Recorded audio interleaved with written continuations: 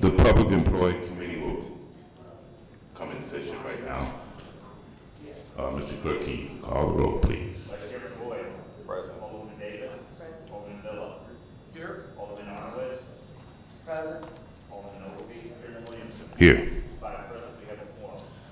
We have our board bill number 238 on the agenda today. It's been a bill that's, they've been working on quite some time. And before we get started, I'd like to make a motion to have an amendment to board bill 238. And I'd like to make a motion to adopt it. Second. Right, that's this amendment right there, yeah. Amendment number 1.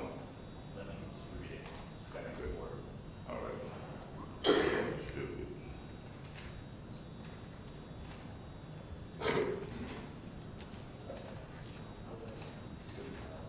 The line numbers this refers to be based on.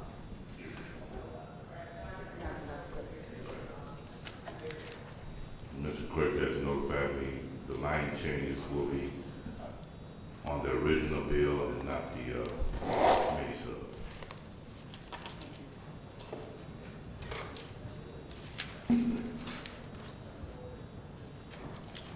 I'll entertain a motion to adopt amendment number 1 for board bill 238.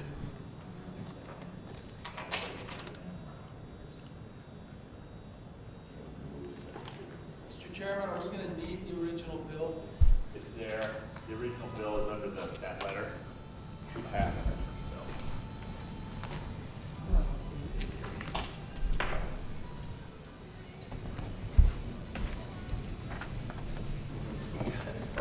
Thank you.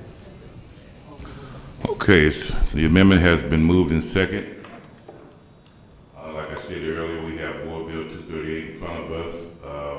Like I said, it's a pay bill. They've been working very, very hard on it. I would like to call up the Director of Human Resources, Mr. Frank. Would you come up, please? And we appreciate your hard work that you've done, Mr. Frank. I know this hasn't been an easy bill for you and your staff and other departments. And right now, with the lack of the lack of the city, revenue stream and trying to promote employees to increase their grades so we can keep a good working force with the city of St. Louis, especially when it comes to the skill set position. It's been very difficult. I know you've been working very hard on it. We appreciate that. I know some of the things we've done as far as like when certain people in certain positions and they retire, we just don't replace them. So a lot of city employees have taken on more responsibility and have been really upgraded to really bonify what they really deserve in order to perform the position that they have. So it's been a lot of departments, downsizing and not replacing those employees that retired. And in talking to you several weeks ago, I appreciate the hard work you've done. You've done a good job explaining to me things you had to go through and working with City Council, Civil Service Commission Board, and other departments. So we're seeing that. You go ahead and start your presentation. Thank you. I'd like to thank all the members of this honorable committee, and it's a pleasure to be able to present what was really a very fruitful negotiation process. We started out with 12 labor unions. We currently have 11. The St. Louis Police Leadership Organization, which represented police sergeants, was decertified recently. We had reached a tentative agreement with them twice, but they failed to ratify, their membership failed to ratify that. We did reach an agreement with 10 of our collective bargaining agreements, those different unions. The only union that we did not reach an agreement with was AFSCME. AFSCME left the table. We were having good negotiations with them. They didn't oppose anything that we presented, but as I understand it from their administration, they had some internal issues of their own, and so they chose not to complete the negotiations. But we did reach 3-year collective bargaining agreements with the other 10 participating unions, and we're happy with that. In terms of what the main content of what we achieved, Number one, we gave a $1,000 increase to both fire and police in their matrix to be effective upon passage by this board and signature of the mayor.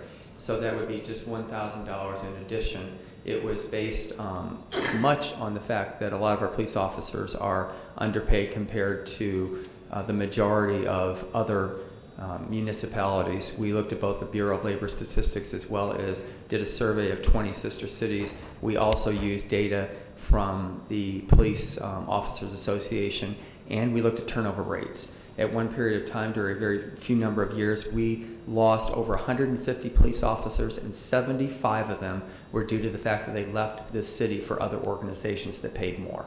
So that is a great concern for me. $1,000 is not what they wanted. They wanted $9,000. We obviously couldn't accommodate that.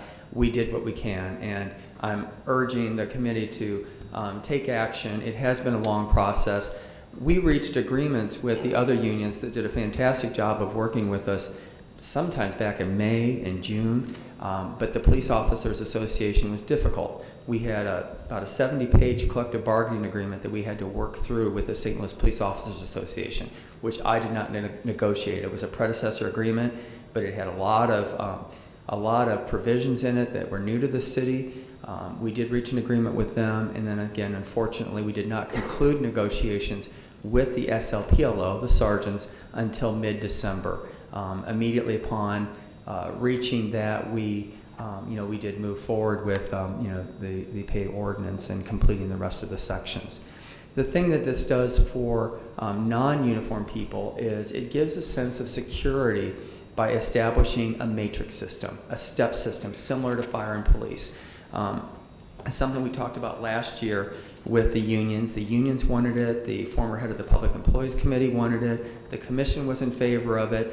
I have long said that I think it's very unfair that even though I don't question that our fire and policemen perform a public safety duty that is near and dear to our heart and probably one of the most important things we do, the rest of the civilians were left year to year to wonder about what was going to happen with them. What happened was that many of the labor unions and us, we ended up just getting cost of living increases. That caused salary compression. And what that meant was you could be here 3 or 4 years and make the same amount of money as somebody who was just coming in off the street. So that caused morale issues. We weren't competitive. We agreed on a 30-year matrix, and what will happen with that matrix is as of June 14th, everybody will be placed into this new 30-step system based upon their current salary. In order to be fair, what we do is we look at your classification and your pay grade and your current biweekly salary, and then we will place you in that pay grade, but nobody loses money. So you will go to the next higher pay grade. Some people will see very, very little increase. Other people could see almost up to 1.5% immediately upon passage by the board and signature by the mayor. So in their first paycheck in July, they could see anywhere from 0 to almost 1.5% increase. This is really encouraging for people because they can see that they have a chance to progress as the years go by. And the reason we established a 1.5% increase, we wanted something sustainable. We didn't want something that we'd have to struggle with to fund year for year. My understanding is that we certainly budget for fire and police and their longevity increases, and we need to be planning for that for the civilian employees as well because we've fallen behind. We estimate the cost, according to the budget director, of this STEP system.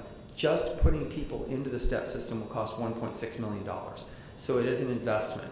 And then thereafter, that 1.5% increase will be over $1.5 million. What we've done is, for this first year, we were hoping to get this all done, early in the fall, but because of the police developments with Ferguson and the natural delays, we were not able to get this, to this committee and have a hearing in time to give everybody the virtue of this new step increase. So we decided it would be fairer to continue with the 2% increase in place, for the end of this fiscal year, so that everybody who's eligible would get that 2% and implement the step system with the beginning of the new fiscal year. Otherwise, you would have a lot of discouragement and frustration because you might get a 2% increase this year, for this fiscal year, if you'd already had your evaluation, but the person sitting next to you would maybe get a 1.5% because they're in the new system. So we're proposing that we finish out this fiscal year, then implement this. We will then go into salary reopener negotiations in September. So this is a 3-year bill, but the 3-year agreements, pardon me, but the 3rd year we will determine based on the city's economic situation where we go from there in terms of this pay matrix. We have also recommended increases so that people who are stuck at the top, we're increasing the top of the pay range by 1.5% so that everybody can enjoy the benefit of this. So we're very excited about the fact that we will finally have a step system that will ensure some continuity and some sense of hope for city employees. We think it's affordable. We think it's sustainable. We also negotiated our health care. I'd like this committee to know about that. We have representatives from Public Employees Committee on that, and also from the Health Committee. And we are looking at a 10% increase in health care costs. That's actually very good. Based on our experience, we were looking, the consultants wanted a 16% increase. United Healthcare wanted a 23% increase. Through extremely aggressive negotiations, we got it down to 10%. I was able, and I'm very happy with that. The city funds 95% of the cost of the Navigate plan. That means that our employees, instead of paying about $12 biweekly, it's only going to go up to about $15. I'm very proud of that because it's an affordable plan with excellent benefits. The actuarial value of that is approximately 77%. Anything over 70% is considered a really good plan. What that means is that for our employees, for every $10 of medical costs, the city picks up $7.70. If you're in the high plan, it's $8.50. So we're seeing minimal costs. Something else that went into the negotiations this time is we're adding a new plan, and that new plan is like a catastrophic plan.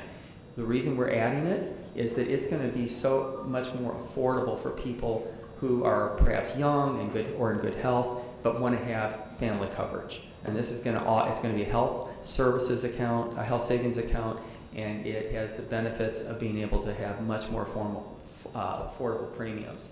Our pension system continues to do very well. I think this is part of the discussion also in total compensation. We are now funded at 80.9%. In the 11 years I've been here, we have beat our assumed rate of return by 9 out of the 11 years. And that's really good. We're one of the highest funded plans, ERS, in the whole Midwest. I say that because the Joint Committee on Public Employees Retirement considers 80% to be a benchmark for a highly performing plan, and we've achieved that through prudent investing. So financially, I think we're in a good place. I think this plan provides for a lot of good things. There's some minor title changes.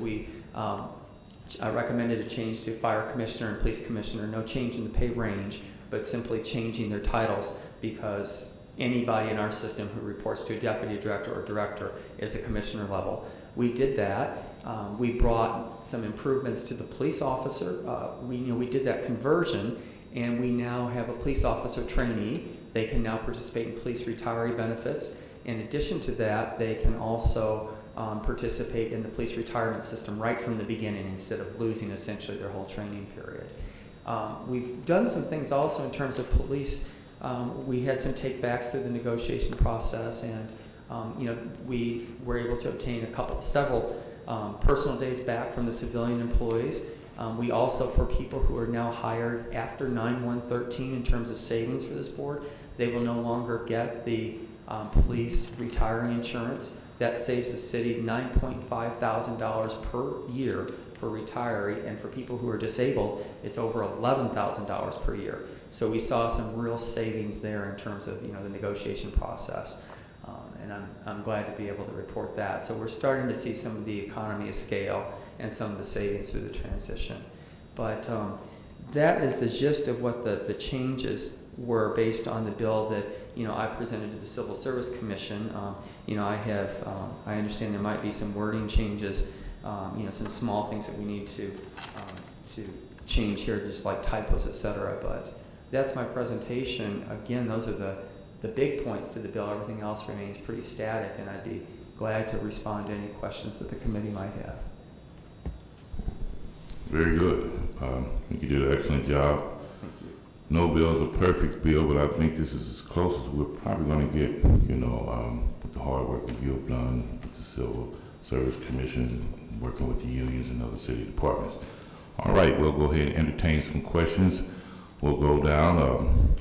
Vice Chairman Boyd, you got any questions? Mr. Chairman, good morning. Good morning. Well, first of all, I'm excited about all the work you've put into this and the cost savings, and Thank you, sir. it sounds just phenomenal. So I'm really excited about it. Just have a couple questions. Sure.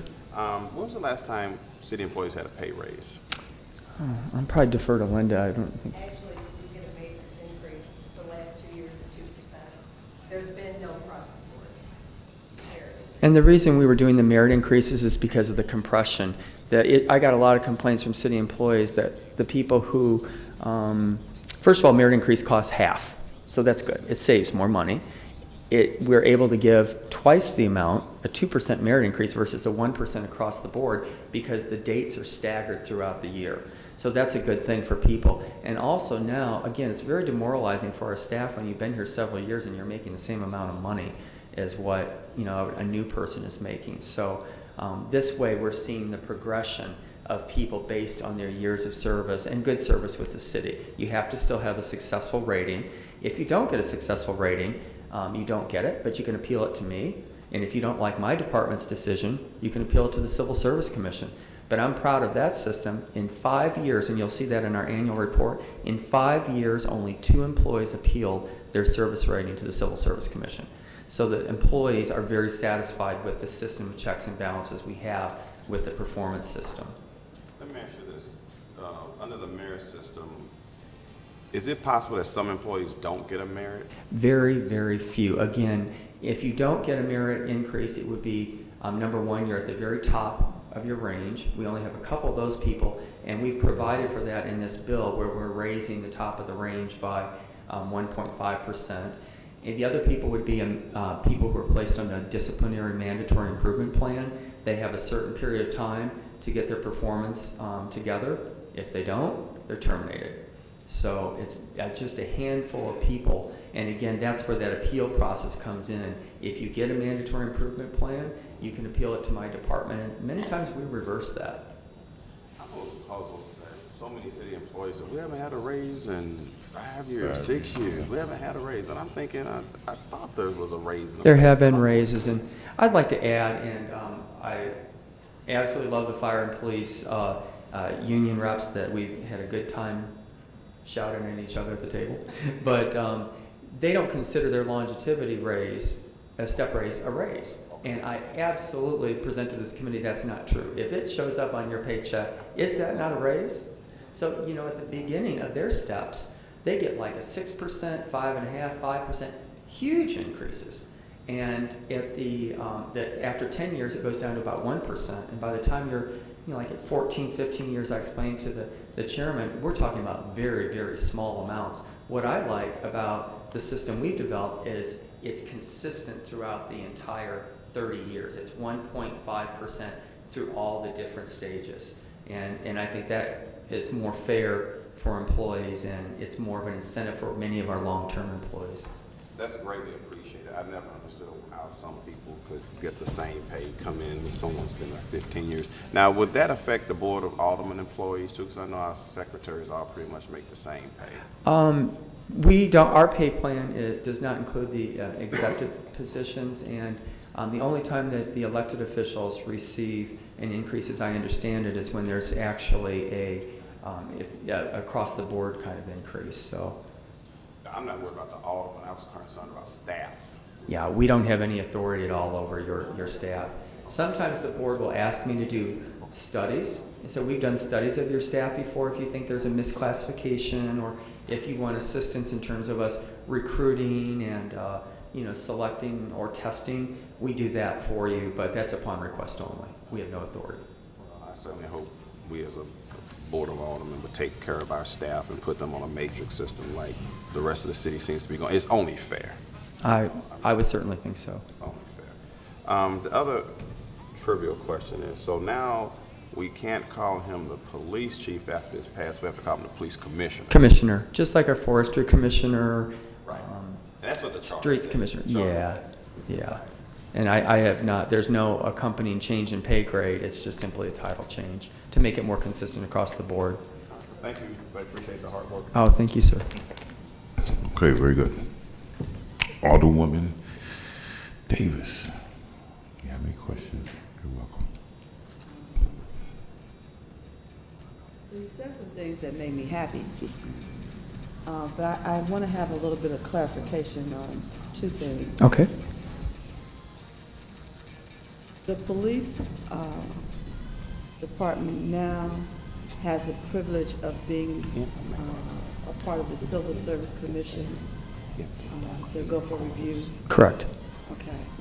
And I think that one of the things I've heard since that took place, most police officers, even if they've been here 15 years, they don't know what that is or understand it and how it could benefit them. So one of the things I was hoping that could happen is that you would have some orientation sessions set up with staggered times to accommodate those for the various shifts that we have. Because I think it's important for them to understand it, most especially because it really benefits them. Yes, it does. I mean, they don't even understand how greatly it benefits The kind of protection. I can tell you the civilian personnel division, after we converted them, they immediately came into our system with our policies and procedures. We did conduct orientation trainings initially, new employee orientations and training for their supervisors and managers with the police department. We further sent out a letter, I sent out a letter at the direction of the Civil Service Commission advising all civilian employees and then of the fact that they had rights to appeal and how that process worked. But we'd be glad to do that. I think we need to do it periodically. A little bit more. I know it takes a moment when you go into something that's entirely new to you. As we know, the system is run like the military to some degree. Correct. And it's pretty much what your superior says. You get no feedback where you can actually challenge anything. So this is really, really good. And I know a lot of people were afraid of it, didn't want any change, but this is the best thing that could possibly happen. I think so. I'd like to add, Honorable Alderwoman, that one of the things that we did is make sure that the police department is complying with all of our forms and procedures. So I have an HR manager who's assigned over to the police department who handles the employee relations issues. And anytime Internal Affairs Division comes up and makes a finding or recommendation, now in order for that discipline to be approved for a civilian employee, the employee has to be presented with a form. It's our form, and it advises them they can either accept the recommended discipline or they can appeal it. And if they wish to appeal it, I shouldn't say appeal, if they want to contest it, then we use our forms and they set up a pre-disciplinary or pre-termination appeal using the same forms we have, and then they can appeal it to the Civil Service Commission.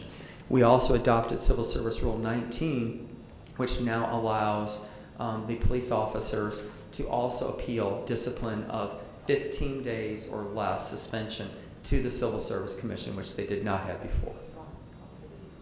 I'm very excited about it. I'm overprotective of the police. I just know that that's one of the most important parts of who we are and how we survive in this supposedly tame society. I can't live without them. Don't want to even try. I'm happy that they're willing to do what they do because I know I can't, and I wouldn't be fair. So I love them. And the other thing I wanted to do too is ask you. You talked about a little bit about the police retirement system. Yes. And so, do we have dual systems now, or is it merged? Or We what? have 4 different systems right now, really. We have the Employees Retirement System, which is very well funded, costs us about $9,000 per year. We have the Firefighters Retirement Plan, and that FRP, and that's the new plan that I'm secretary of. We've seen a dramatic decrease in the number of disability retirements. The plan is extremely efficient, it's working well. We're working well with Firemen's Retirement System, the old system. And in case any of you didn't hear, we did win the state Supreme Court, so that's final in terms of state action. We received notice of that. But the firefighters still have a very good plan. Those with 20 years or more of service see no reduction in benefits. And then we have the police retirement system, and that's a state-controlled issue. I understand the mayor and the police chief and the union officials are working together to try and make some reforms in terms of the police system. We have no involvement with that aspect. We were also limited in terms of what we could negotiate with the police because of the initiative petition, I believe it's 84344, and it said that basically anyone hired prior to 9/113 had to have all of their benefit levels protected, their salary, et cetera. We have vigilantly protected those employees' rights, and I personally oversaw that process to make sure that no one suffered a decrease in pay, holidays, et cetera, and we have abided by the terms of the collective bargaining agreement and worked very well with the SLPOA and its attorneys. And even though we weren't able to reach an agreement with the SLPLO, that was also something that was very positive. And we did reach an agreement, a settlement agreement with the police sergeant overtime. So I feel a lot of the housekeeping is coming along. It's been a difficult process. We may have, at some future date, some future wording changes. Much of what you read here, which is kind of complicated about police, is because we took that language directly from their existing collective bargaining agreements. But you know, we're still integrating. This is not a perfect document, but it's our best attempt after a lot of review to capture those kind of collective bargaining points and the police benefit levels, et cetera, that we had to integrate into our system and put under the authority of the Board of Aldermen and the Civil Service Commission. Okay, my last very quick here is the 30-step review process that you have. You said that's a 3-year? What it is we have 3-year agreements with the union. The first year was an agreement. We have amended collective bargaining agreements that said that we would continue this first year with the 2%. Okay. The second year is the step increase. And then I know that we all feel very strongly that we want to keep this in place. And the third year, we will go back this September into negotiations with all of our unions and discuss pay. We want to keep the same structure in place. This is where if the city, let's say, were able to afford it, maybe we could increase it to 2%. Maybe we'd have to decrease it, whatever. We'll see what we're able to afford to do. And the unions understood that with this uncertain economy, we would continue to talk about that third year. So that'll be the only thing that we discuss in the third year is salary. We kept all of our incentive programs in place. I think the board will be glad to know that we've still got the not tuition, but the education reimbursement in place for correctional officers. We have it in for fire as well, and what that means is we're getting better educated correctional officers. If they come on board and under my pay regulation, if they attain an associate's degree, they get $29 biweekly. If they get a bachelor's degree, $58. So we want, and the board had asked me to do this, we wanted to incent our correctional officer staff to attain more education, and so that's still in place. Okay. I think that's it for me. Thank you. Thank you very much, ma'am. Sorry. Okay. Alderman Villa, please. Thank you, Mr. Chairman. Richard, I'll be brief. What percentage of the employees are members of ASKME? Of ASME, I don't know what the actual percentage would be. What's our total membership, Linda? About 15? 400? City employees, 400? What percentage of the whole? Well, we have a total workforce of about 7,500. So 6,800, full-time employees, then up to 900 per performance, plus the county offices. We had very pleasant conversations. We're working right now with ASME on continuation of its fair share agreement, and they did attend the initial sessions. I've invited them 3 times back to the table. I've just seen Ted and Eric Moore, so it certainly was pleasant. They just had some, as I understand it, their own internal affairs. So It was so pleasant they left. Yeah, well, I'm a charming guy. What can I say? No, I don't question that at all. A rather maybe caustic question. Does the Civil Service Commission have subpoena power? No, it does not. Thank you. Thank you, Mr. Chairman. All right. Thank you, Alderman. Alderman Arnowitz. Thank you, Mr. Chairman. Director, thank you for coming over. I know you put a lot of hard time in this, in this bill here, and I know that it's been since almost a year you've been working on the negotiation with the police officers on the $1,000 raise, this, that, and everything else. And I think a lot of them were under the influence that once the negotiations were made, Right. they would get that right away. We'd hoped. Until they found out, it was being held up from one end or to the other, so everything could get worked out. And I think overall, they know they can't get a $9,000-$10,000 raise off the bat. But I think that $1,000 really, gives it to them and helps morale a little bit. And it was the $1,000, sir, not just for this year, but also and I failed to say this, we also increased it for the second year as well. And we're doing this because I have a responsibility under the charter to pay people fairly, and we're not competitive. And I understand, and that's what I was gonna Yeah. say, that a lot of people didn't know, they would get it a second year. Yeah, it is in there for the full second year, and then we'll negotiate the third. And I can't. The data is what it is, and I was very disturbed to see how low our salaries were, and then I was disturbed when I saw the turnover rate. And so all of the raises now are across the board raises and not percentage raises? That's correct. Where was that 20 years ago? Well, I should say that there's steps. Their steps are established, but for the police and the fire, what we settled on was just $1,000 addition, which was then divided by their biweekly pay rates. And it should have been more. If we could have afforded it, it would have been more. No, I understand, and I really like that across the board raise better than percentage raises. But I know you've worked a long time hard. You discussed with the police and firefighters unions and everything else. And just one walked away, but I'm sure they'll be back looking to negotiate and make a deal. I just saw them. They've been in my office. I since just then. want to say I want to appreciate the hard work on both sides. Thank you very much. Yeah, I do. Linda's saying they did not walk away mad or anything. Oh, okay. No, not at all. They didn't leave the table. There was no impasse. It was just we didn't hear from them. And I love AFSCME. Ted I just ran into at Bread Company, and it was very pleasant. And Eric, we're assisting him with his fair share agreement.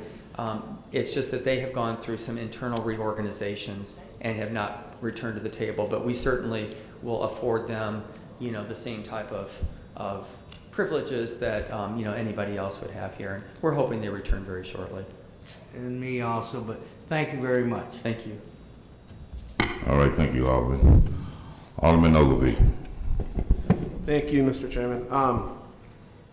So the total impact to the budget with the establishment of the matrix and the $1,000 addition to police and fire is only $1.5 million? Is that? No, the 1.6 million is just to place the civilians into the matrix. Okay. It'll be over 1.5 million for the increases for the civilians in terms of the first year. I don't know the exact figure of the cost of the $1,000, but I can say that we spoke directly with both Chief Dotson as well as the fire chief about the ability of their budgets to absorb these costs, and they were very supportive of that. And in fact, I spoke directly, and they wanted the increases to be for all their ranks, not just the union members, so that we would treat people consistently across the board, whether you were a lieutenant or a police officer, et cetera. Okay. Yeah, that sounded low across. So the matrix is 1.6. Yes, and then the first year of increases is over 1.5 million. And we discussed that with the budget director. He provided us with the figures. And it's $1,000 this year for police and fire and $1,000 next year. So over the course of 2 years, it's a $2,000. Yes, except unfortunately because of the delays, the firefighters and the police, won't start to enjoy that for $1,000 increase, which is divided by biweekly pay periods until it's passed. And that's why I'm very hopeful that we will be able to get this passed out just as soon as possible. So for a new police or fire employee, which are roughly at $40,000 a year, roughly, that's about 5% over 2 Yes. years. Okay. Plus any kind of increase they get based on their longevity. Right. And remember, their step increases are loaded at the front. Right. So many of them will be getting, 7, 6.5, 6% increases, much higher than what the rest of us enjoy. And I don't know the exact figure, but compared to other police departments in the region, I've heard that they're maybe 10 to 15 to 20% lower in some cases. Oh, absolutely. Yeah.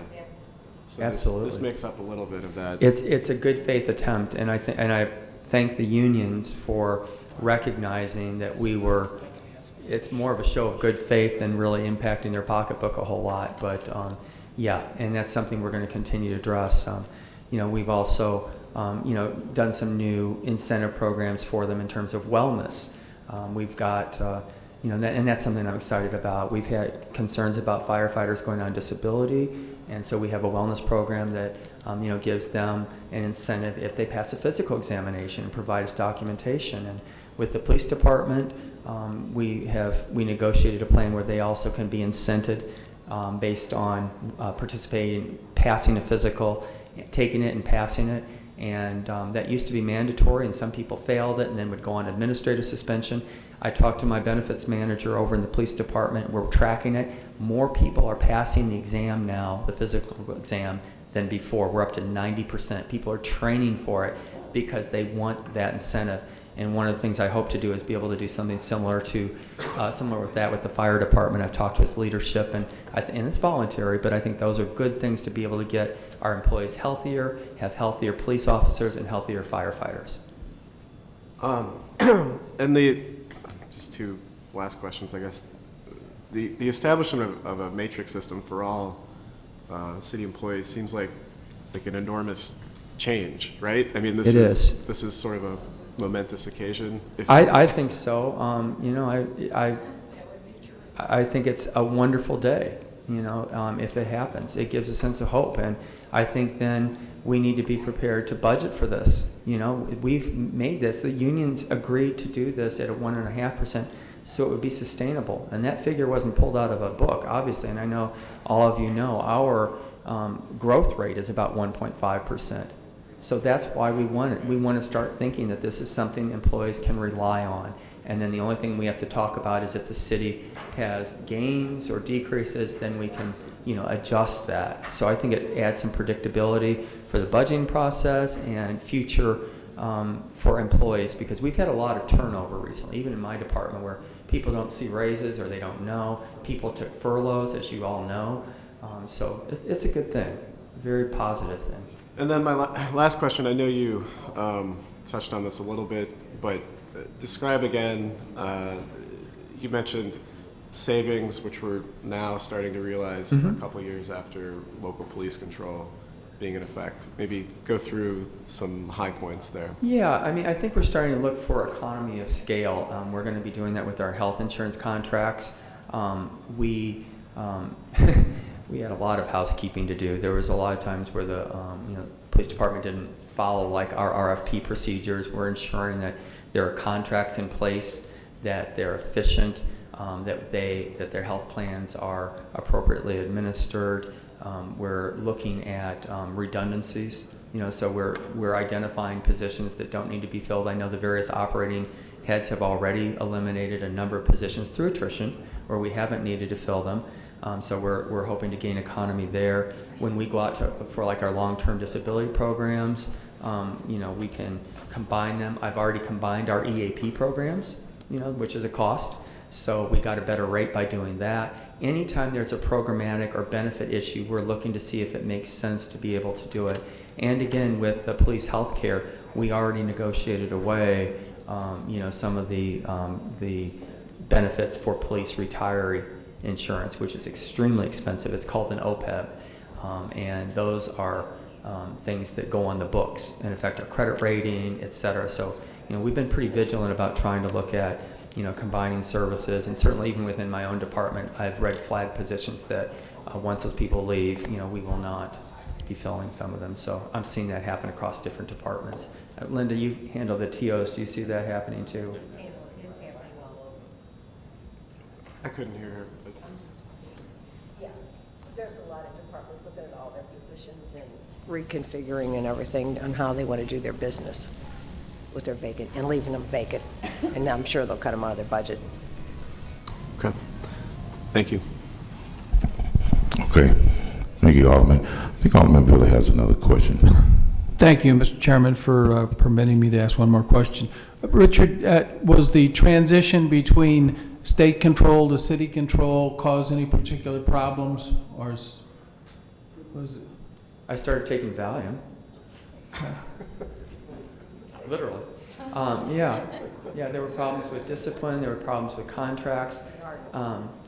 The ordinance itself? Yeah, I will say this. We had one very problematic issue, Ordinance 68630. It was an ordinance which the board passed in good faith, obviously, prior to local control and prior to us considering the possibility that the police would become civil service. So that's been very problematic because it sets out that employees will follow the police manual, and that's come up with negotiations, with benefits administration. I don't know who's supposed to be negotiating police benefits. I'm chief negotiator, and I also administer all the health plans, but the police manual says something different. So that ordinance 68630 does, in my mind, it has caused a plethora of problems for us in terms of how do we deal with this. And we're just trying to seek legal guidance on an ongoing basis and approach each of these issues as they come up. But we're trying to make sure that all the police procedures are following, the city procedures to the degree possible. Yeah. As a matter of fact, we are in court right now with a lawsuit that's been filed by the St. Louis Police Leadership Organization regarding the decertification process because they followed the police manual versus the ordinance 62234, which establishes me as chief negotiator and how we started. So, that transition's been problematic. Most of the stuff we're trying to work through, there's payroll issues, almost any issue under the sun. We're reversing 150 years of culture. So there's a lot of discussion, that goes on between their system, their IT system, PeopleSoft, our computer system, almost anything you can imagine. So, an ongoing challenge, and quite honestly, wasn't the police matrix that emanated from the state capitol confusing? Well, the police matrix It wouldn't be for you because you labor in that vineyard, but I've never been able to plug anything in and find out who's on first there. Well, I think in terms of like the step system, the matrix between the fire and police department, are identical. The fire department has parity. And one of the things that I did is, the board will recall, last December, I was concerned about the police. The fire department was getting a 1% increase, and I asked the board, which you approved, and a 1% increase for the police officers, because I believe that, in my feeling, parity is reciprocal. Thank you, and thank you, Mr. Chairman. Okay, thank you, Alderman. At this time, I'm going to remove my motion on Amendment 1 and have it taken off. But just a few questions. Okay, motion is gone. Just a few questions to you, Mr. Frank, and we are running out of time. It's a good bill. The problem is that we have with this Amendment number 1 was dealing with the building division, and the carpenters union. And in good faith of negotiation, my understanding in talking to Mr. Oswald and several other people, it'll be an increase of just $50,000 a year, is my understanding. Now, the last thing I want to do is hold this bill up. I know the police and the fire and other people are expecting this pay raise and this increase for this pay bill to go through. But what's your feeling, just kind of briefly, on the amendment that was before us to increase that? Because I would like to come back and have it attached maybe next week so we can get things done. We're very respectful of our building department, and they do an excellent job. But I don't want to place it in this committee sub and have it kicked back, because if it gets kicked back, then that's going to hold up everybody else. I'll be very honest, I can't support it, not in this form.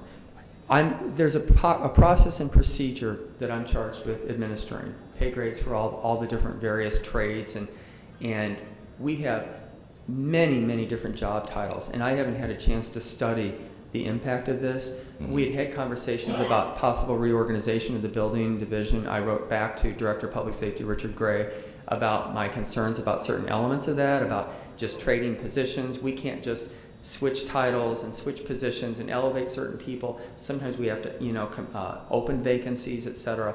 And so, I would certainly look forward to, looking into this. But there's this established process and procedure as director of personnel that we use. We do job studies. We also look at, pay grades, et cetera. But this is the first I've seen it, so I couldn't recommend it to the commission. It ultimately falls under the commission's authority. And I've been here 11 years, and I've never had an amendment, just put in terms of affecting a pay grade without going through the commission. So, I would respectfully request that the Director of Public Safety write to me and ask, me to explore these issues, and then I have a responsibility under due diligence to do that. But that's my feeling on it. Okay, yes. Yeah, well, we do have the Director of Public Safety here, and I don't want to delay this. And the clerk has to leave in 5 minutes, so we have a board meeting very shortly. But would you like to say anything, Mr. Gray, at this time? Or Mr. Oswald, either one, just briefly, so we can go ahead and pass this board bill out. And I just hope in good faith that everybody can get together with the Director of Human Resources and also Public Safety, so we can hopefully come back and come to some type of agreement. Okay, go ahead, Mr. Gray. Well, first off, thank you for allowing me to have this opportunity to talk about this particular issue. I think my commissioner could be more fluent in what he has to say in reference to this particular topic of this $50,000. So with that, Frank. Thank you. Again, the issue that I have and that has been going on, actually, we addressed this issue back in 2007, Richard. And I checked with Joanne Williams yesterday as well, and she had told me that in 2007 we did all meet. And at that time you did tell us that you would go ahead and address this and look at it. Unfortunately, it's not happened. I think there have been multiple requests over the years to try to look at this. What we have right now is we have a situation in which we have supervisors in the building division who are Soup Ones who oversee, as you guys know, a crew of about six people. In the trade section, and they are classified as a 39T, I believe, and they're in the trade scale. Over in the trade sections, we have supervisors who have the same amount of responsibility, except they enforce one code, and they have basically 5 or 6 people who work for them.